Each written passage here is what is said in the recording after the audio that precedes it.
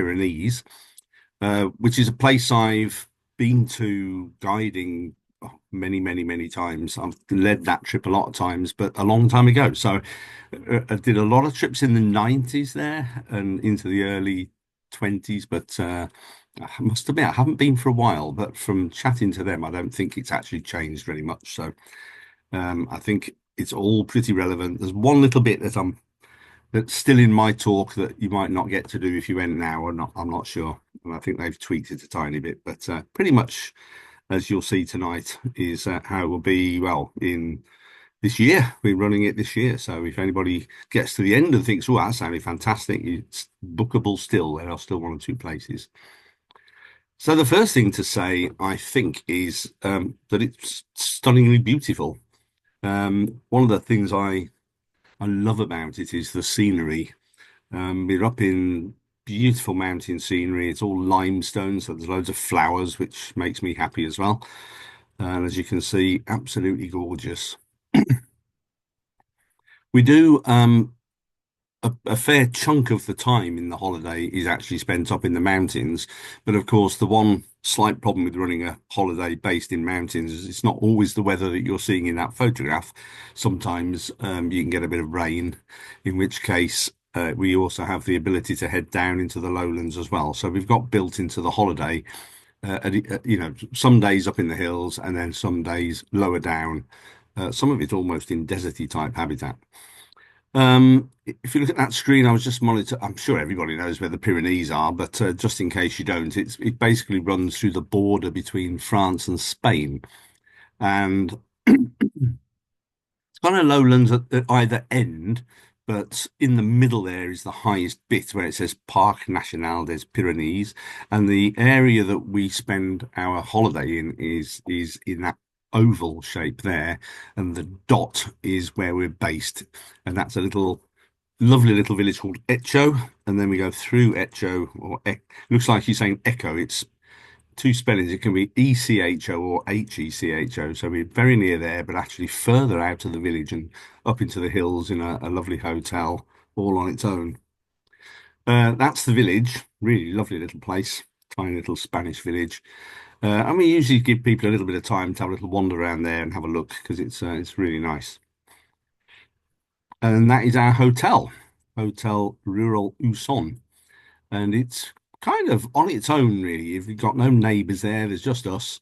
And as you can see in the background, lots of lovely hills, little mountains even. We're pretty high there. The result of that is there's loads of good birds, of course, even just on your doorstep, and you can just walk out the front door and straight into good habitat. Just to give a different perspective on it, one of the days we do a walk where we're on the other side of the valley and we walk quite high up to a spot where we're looking for wallcreepers, and that's actually looking back at the hotel, so you can see just how on its own it is.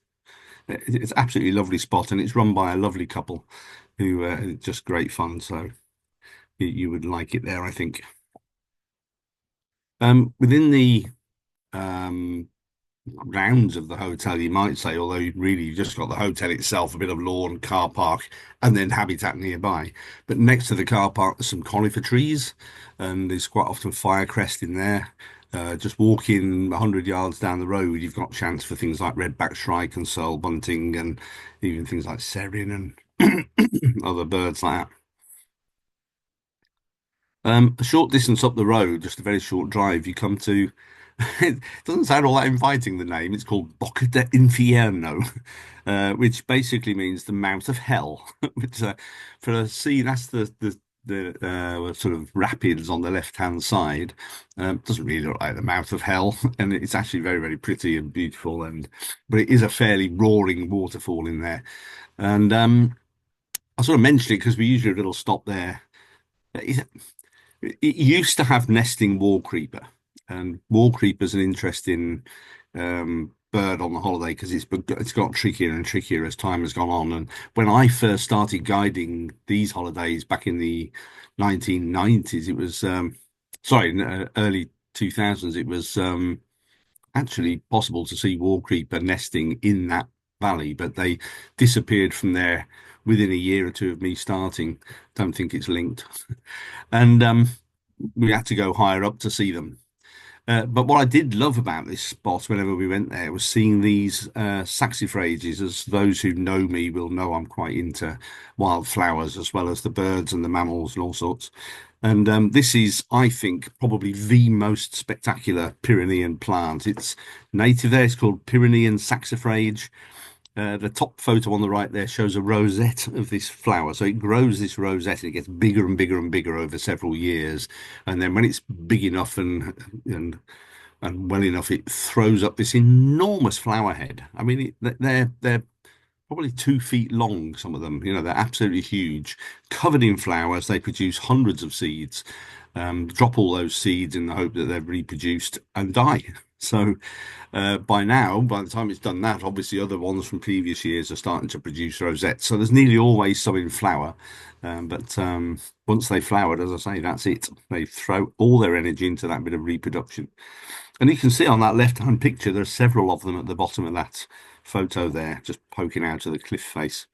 Sometimes they look like they're growing in nothing. There doesn't seem to be any soil that they manage. It's a great place for dipper. In Europe, it's a different subspecies, in case you're interested. They have a completely dark belly all the way up to the white bib, whereas ours has a brown band between them. And there's crag martins and grey wagtails and stuff there as well. So it's a very nice spot. And it really narrows there. You take a road that goes through a tunnel, and then when you come out the other end of the tunnel and carry on driving up the valley, this is what you come into. Absolutely gorgeous. And this is the next little bit is the Etcho Valley itself. And as we go further and further up the valley, we start to see all sorts of exciting things.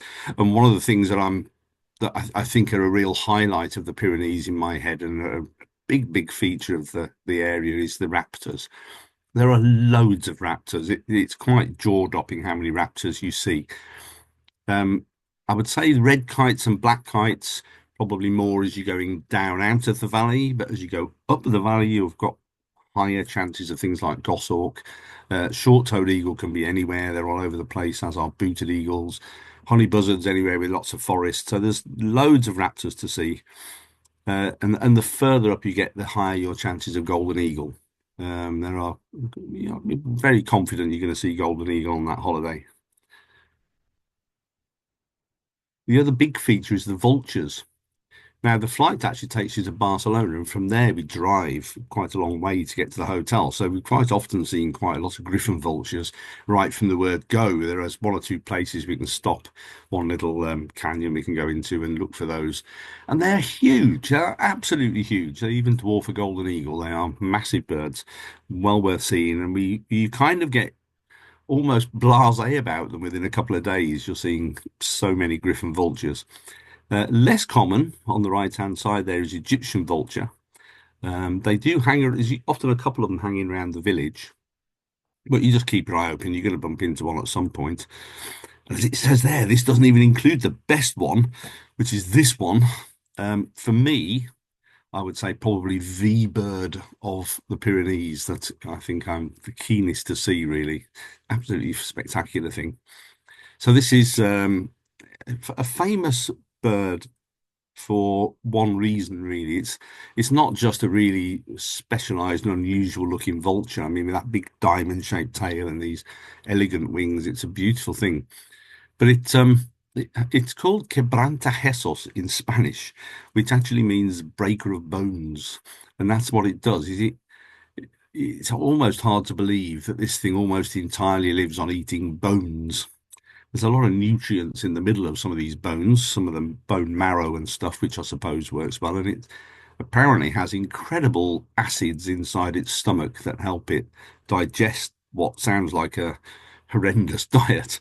But two or three times I've actually witnessed them doing what they do, which is they'll come down to a carcass and they'll pick up a bone and they'll soar up higher and higher with it. And when they're over some rocks, always over rocks, they'll drop it and that bone will fall, land on the rocks and shatter. And then they follow it down and pick up the smaller pieces and swallow them. Astonishing thing to do. I mean, you'd think they'd be so jagged they wouldn't go down, wouldn't you? But that's what they live on. So it's a very unusual bird. and fabulous shape. So, mate, you see them in that pose there. It's got these slim wings and that very long tail when seen from the side. There's something really, really distinctive about them, and I just get a thrill every time I see one, even if it's distant. A few other bits and bobs that you can see up the valley. This is Pyrenean chamois. This has actually been split from. It's interesting. There's a lot of splits have happened in Iberia now. So anywhere in Spain and Portugal, there's a lot of species that used to be considered, this chamois used to be considered the same as the one in the Alps. They've now been separated as species. Um, I don't know who does the research on that, but there you go. So Pyrenean chamois, we often see a lot of these. And then marmots. This is Alpine marmot. These were I think these aren't actually technically native to the Pyrenees, but they're certainly very, very at home there, and they're not too difficult to find, particularly in that valley. Once you get far enough up, and it's a case of just walking or driving far enough, you start to find a few of them up there. They do this little high-pitched yelp when they're trying to if they're a bit alarmed, if a golden eagle flies over, one of them is always on watch and will do it's a bit like meerkats, one of them's on watch and they'll do a little shriek and everybody dives for cover. Looks like an old rug there, doesn't it? Rug with a tail.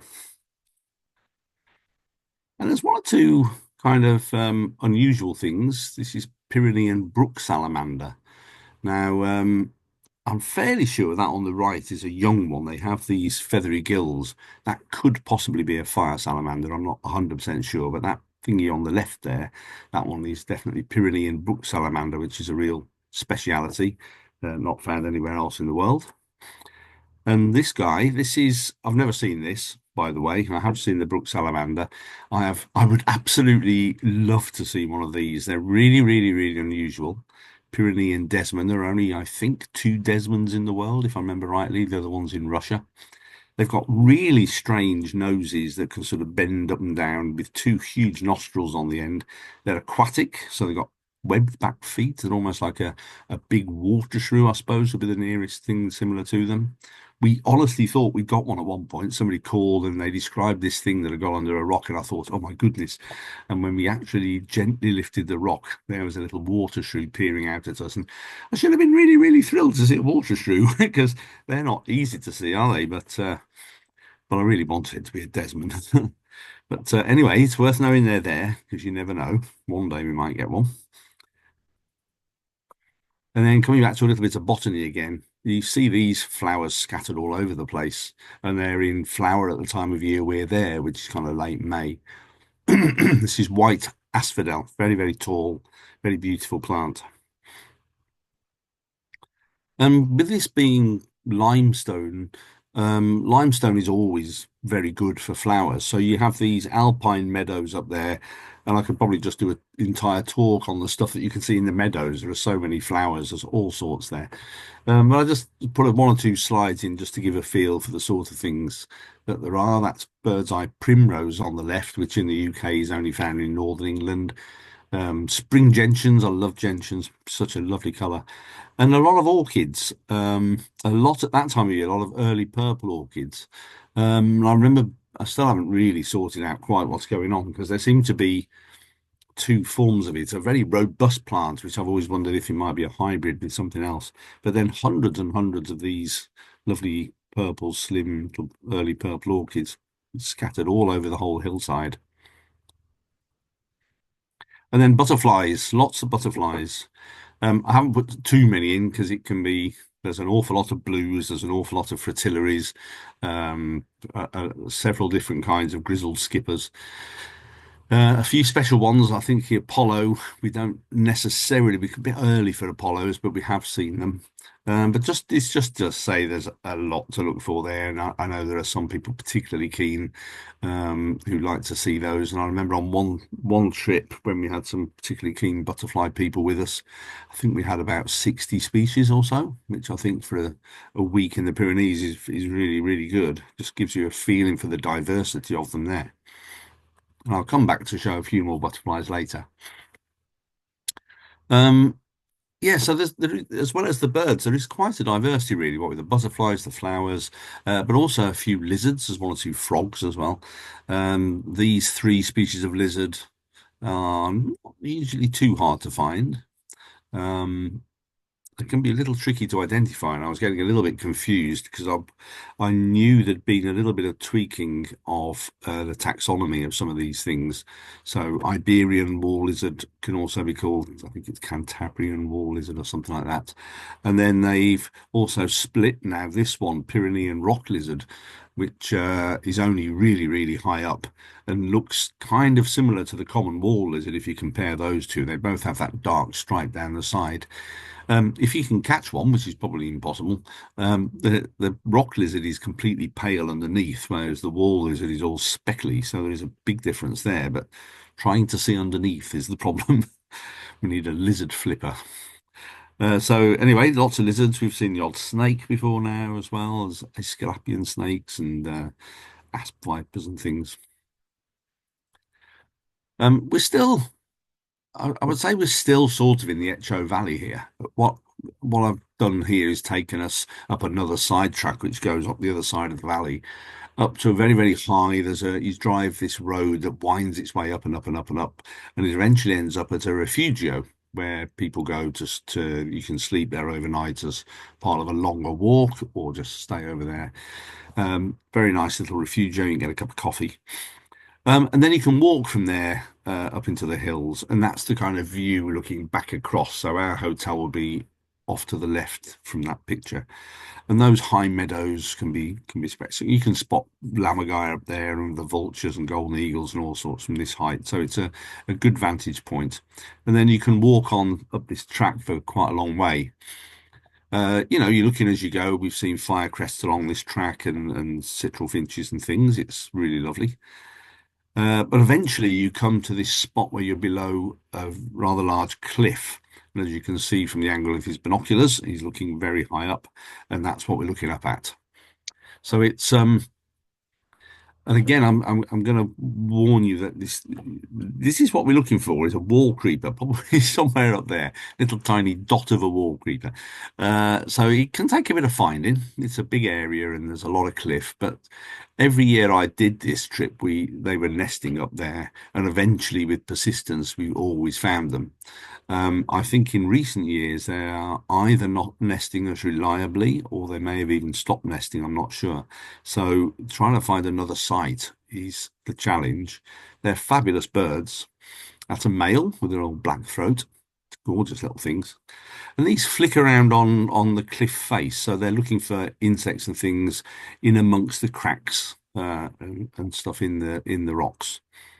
Females have a pale throat, and then when they're flitting on the rock face, they're constantly flirting their wings. They kind of every little hop they do up the rock face, they just flirt the wings open a little bit, and they have this gorgeous bright red color and big white spots in the wings, look almost like a butterfly when they're flying. So very, very, very distinctive, and everybody's keen to see one. So ideally, if we decide they really have gone from here, I think we need to try and find a new site. But it's challenging. Many years ago, the first time I went to the Pyrenees was on my own holiday, and we didn't know about this spot. We went to another place right up on the French-Spanish border, and we did a long, long walk, which was really quite challenging to get high enough to where they are.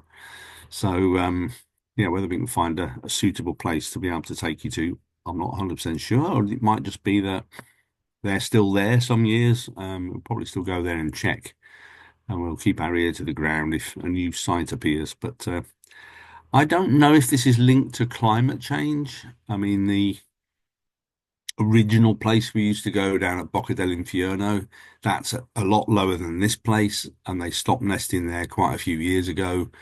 Um, what why they would need it's that colder, whether the rise in temperature affects them that much, I'm not sure, but they've always been a species that nests pretty high up, so it could be an effect of that.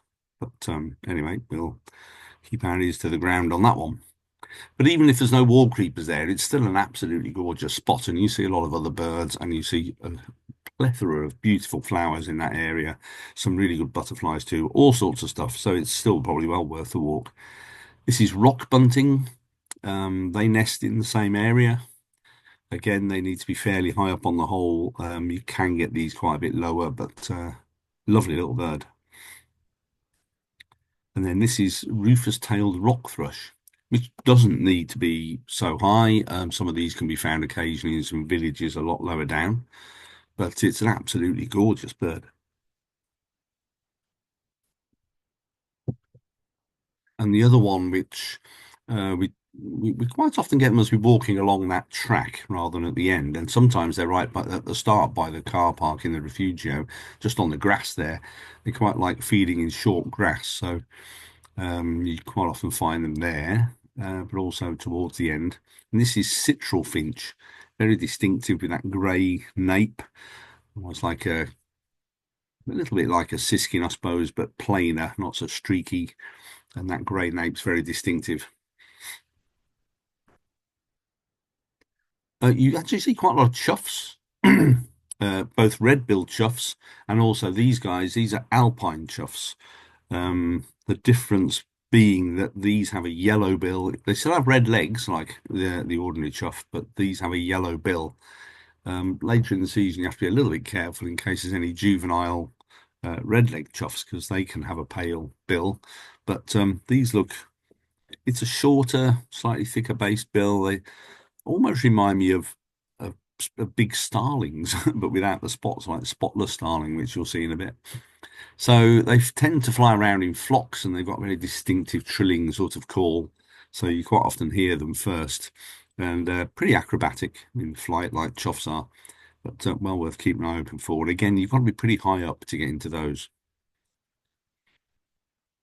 Also, because you are quite high at that point and there are cliffs and stuff, you quite often get griffon vultures cruising past kind of at eye level or even below you, which is, I don't know, it's different.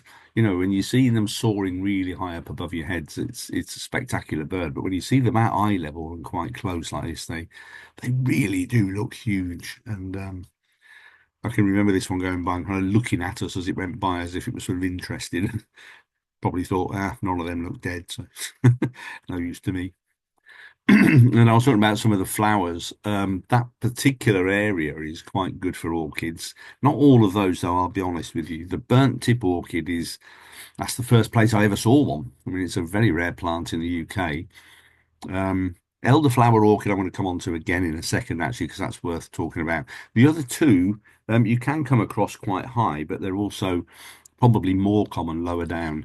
And all of these, elderflower doesn't occur in the UK at all, but the other three are all pretty rare in the UK. So I find a lot of British botanists are excited by them. I mean, military orchids probably only got, I don't know, three or four sites in Britain, and they're all on private land. So you have to go on an open day to see one of those or something. It's tough. And we just, lower down the valley, looking along the riverside for species and stuff, and we just stumble across our own military orchid. It feels almost unbelievable. I said I would come back to the elderflower orchid because, interestingly, all of those orchids in that photograph are elderflowered orchids. And I always assumed it was called elderflowered orchid because the color of yellow, this very, very creamy yellow color is similar to elderflower, I suppose. But they can be this deep pinky purple color too. And they're either one or the other. Occasionally you'll see some that are sort of pinky purple, that sort of purple colour, but with a yellowish throat. But most of them are very much one or the other. You don't get very many that kind of look halfway in between or half yellow, half pink or anything like that. And it's just so unusual. I can't think of hardly any of the flowers of any sort that can have two completely different color morphs like this. There are one or two, but really, really not very many. So quite an unusual species in that regard and worth seeing. I think it's really nice to see a yellow orchid. I mean, almost all of ours in the UK, they're either unusual like bee orchids and things, or they're either purple or pink or whatever, but I didn't have any bright yellow ones, apart from maybe there's some white ones, aren't there? But and then another flower I get excited about is the gentians. It's such an intense colour. And this is a very local species called Pyrenean trumpet gentian. Um, and that colour is just, I think it's an astonishing colour. And you may well have seen trumpet gentians in other places, but this is honestly, they look just the same, if I'm really honest. They look just the same as tr the common trumpet gentian that you see in the Alps or anywhere else. But I've drawn that little arrow to the identification feature just in case you're there and you want to be sure, because you can see common trumpet gentian and Pyrenean trumpet gentian even in the same area. But the sepal, which is that little green bit behind that sort of holds the flower in a way, if it comes out and comes kind of away from the stem and then curls round at the tip, so it's pointing back towards the flower, it's Pyrenean trumpet gentian. So there you go. That's what you need to see. But apart from that, they do look very similar, and they both have this incredible colour, absolutely intense blue, beautiful things. This is actually on the road that goes up to where we've just been looking across from, looking for the Wallcreeper. And sometimes we do a little stop part way up, just have a little listen in case there's any black woodpeckers. Now, black woodpecker isn't a massively common species in Spain, but it is in the Pyrenees because of the extra height there. They're not so much in the lowlands, but they are up in the highlands there. And occasionally we've had black woodpecker there. And on that particular occasion, this is what we were looking at. I was really excited to find a nest. So we actually had a black woodpecker with young, and they were making it wasn't so hard to find. They were making quite a lot of noise, actually. So that really helped. But it was unusual. I mean, we sometimes get them there. We sometimes get them in the woodland up near the top. And then we also usually stand our best chance at a place called San Juan de la Peña. Again, a little windy road that goes up into some woodland. We pass this monastery that's kind of built into the cliff face, which is kind of interesting. And there is one of the few places I've seen cliff nesting house martins. So rather than being on the buildings, they're actually on those cliffy overhangs. And they've built this massive monastery up at the top now. And then if you go all the way up there and finish up at the car park at the top, you can see that habitat there. Those tall pines are absolutely perfect for black woodpecker. So if we haven't had them on that other road, then we've got good chances again at this site here. And those holly bushes and things there and other bits and pieces and have things like firecrest, other tits and things. And then a couple of birds we look out for in that area, Western Benelli's warbler, one of the Philoscopus warblers related to chiffchaffs and things. Sounds a little bit like a wood warbler, but not quite. And short-toed tree creeper. You're also now at that site, you're quite a lot lower down. You've dropped elevation quite a bit. And as soon as you do that, there are quite a few species that are very, very typical Spanish birds, which you're going to start getting into, which you wouldn't really see right up in the valleys. So you immediately into things like bee-eaters, woodchuck, shrikes, that kind of thing. Nightingales singing everywhere. They're really common.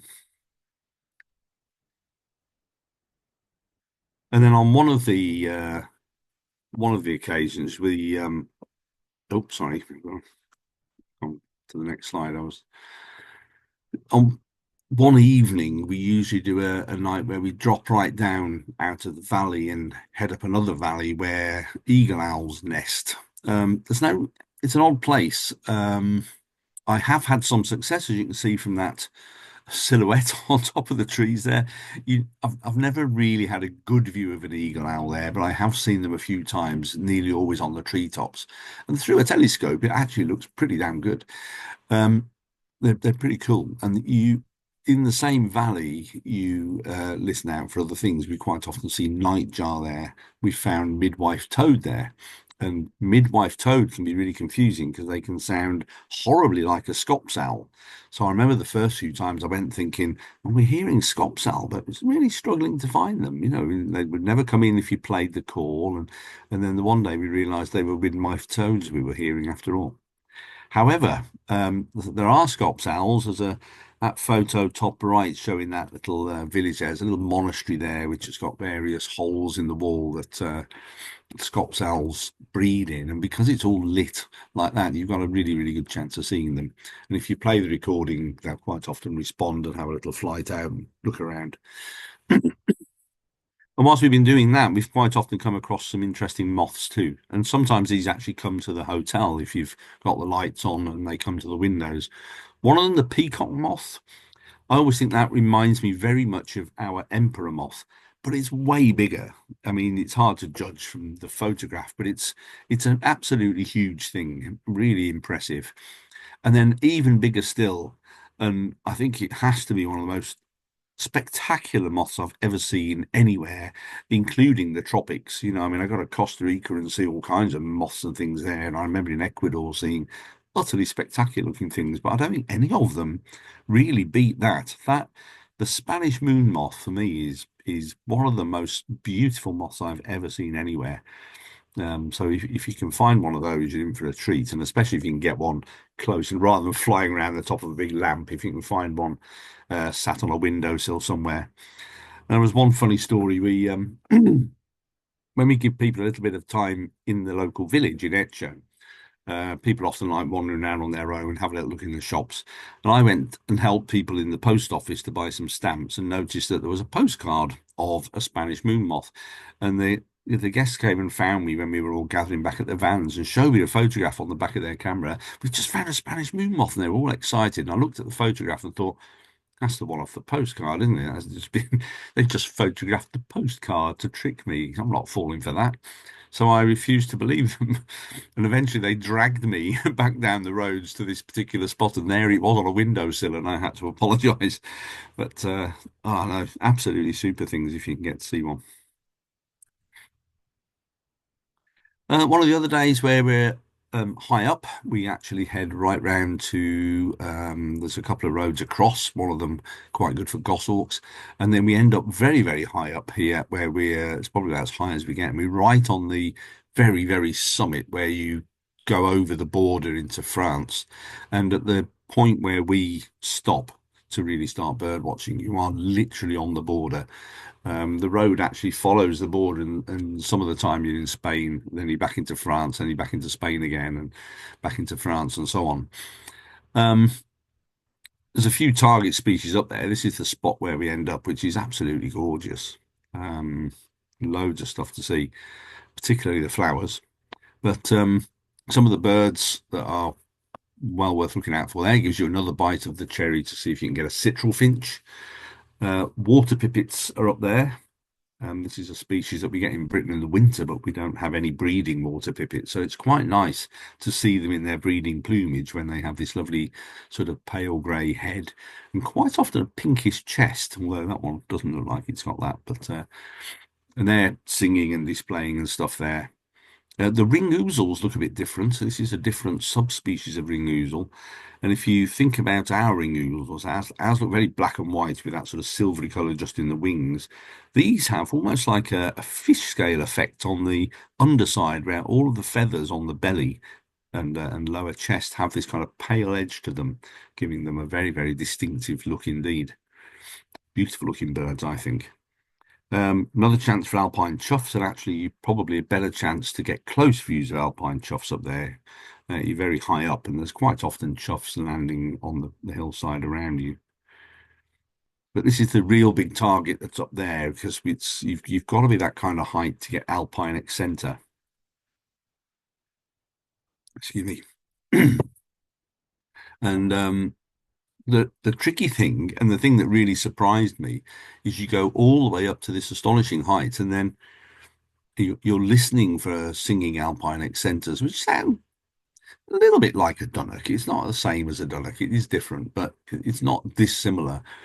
And yet there are Dunnocks up there, and you kind of think Dunnock's a bird that breeds in my back garden. How on earth is it breeding in juniper bushes at the top of a mountain pass? But there they are. So you have to be quite careful because you can find that you will, see a bird singing away on top of a bush and think, oh yes, that sounds a bit like a Dunnock, and that's because it is.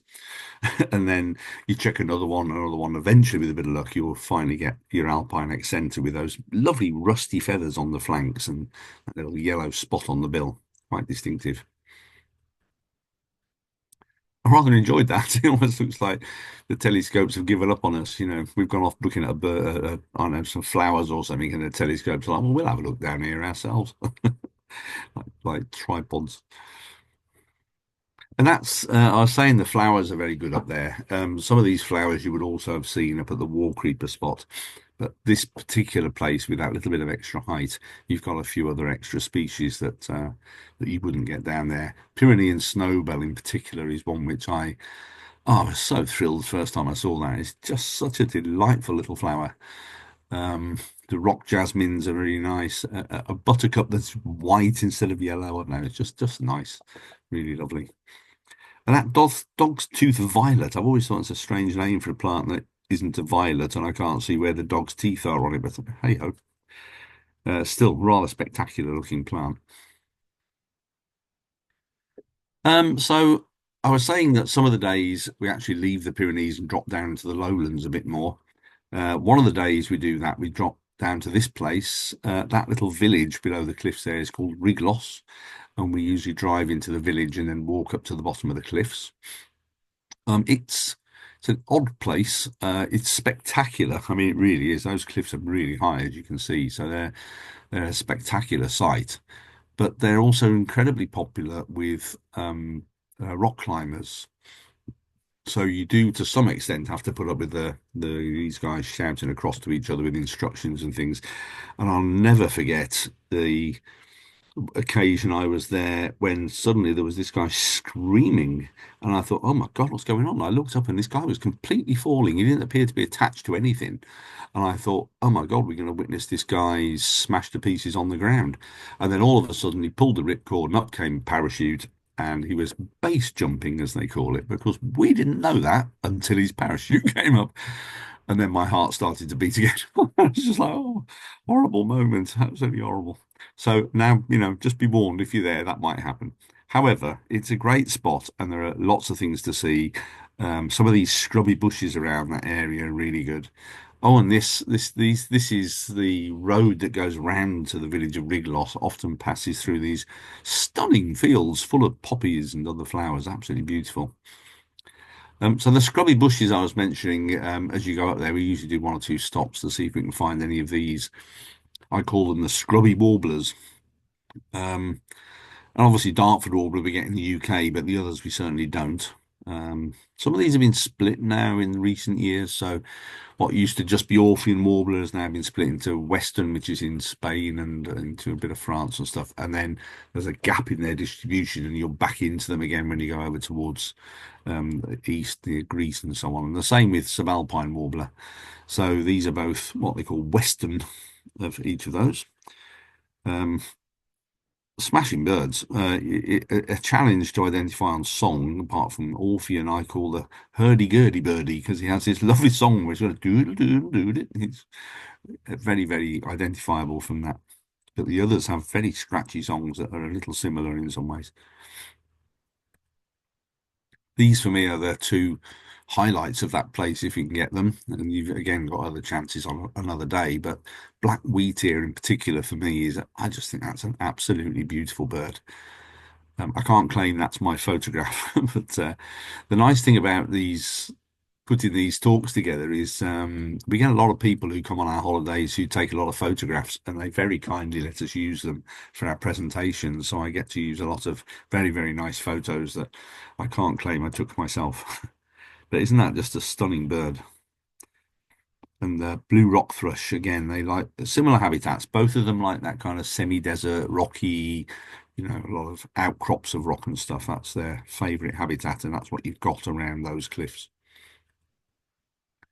And I threw this in here because two or three times when I've been down in the lowlands, you imagine you're going to see the vultures mostly up in the mountains themselves. But actually, when I've seen them at a carcass, it's tended to be down in fields where you've got sheep and things, and something has died, and then they've all come in to feed on it. And it's quite a sight. Sometimes you can get 40, 50 birds at these. Really spectacular. And then nearby in that sort of same area, a little bit further down actually, and into the lowlands, you can visit this beautiful castle with, as you can see, the habitat there. Lots of options for finding things like serins and sellbuntings, as well as some of those warblers. But there's black wheatear sometimes there. We've sometimes seen red rump swallow. There's lots of different possibilities. So, again, lovely, lovely spot. I look like I'm about to look something up in there, which looks like a flower book again. Um, there are certain butterflies that are more likely lower down as well. So although you've got a fabulous selection of butterflies really high up in the mountains, you've also got all these which are lower down, particularly the swallowtails, which are spectacular. Mazarine blues, Spanish fritillary, things like this. They're all much more likely when you're lower down. I'll finish with this spot. This is Um, and this is the only, I'll be honest with you, this is the only bit of the holiday I'm not too sure whether they still visit. It was getting a little bit tricky to get down to this spot when I was guiding it, and whether you can now get there or not, I'm not sure. The track, we used to come off and turn off onto a dirt track that over the years got into poorer and poorer condition to the point that last time I went, we were only just managing to get the buses down there. But this is a reservoir, and a lot of the reservoirs there, the water that comes into them is full of a lot of silt, so they end up reflecting the light in this odd way, so that you get these bright blue color of the water. They're not teeming with birds by any means, but there are some birds, and the edge of the reservoir is always worth checking for waders. Sometimes there's great crested grebe out there, and occasionally we've had things like red-crested pochard. Where you've got little rocky outcrops and stuff, you can quite often see rock sparrows. Why I haven't mentioned spotless starling already, I don't know, because they are all over the place, and they are the starling of Spain, really. They have our ordinary starlings in the winter much more in the breeding time. Then they have these beautiful glossy spotless starlings with virtually no white spots at all, and almost an oily looking plumage. It's really odd looking. And then the place we used to drive down, and I'd be kind of interested to know if Julian and that still do.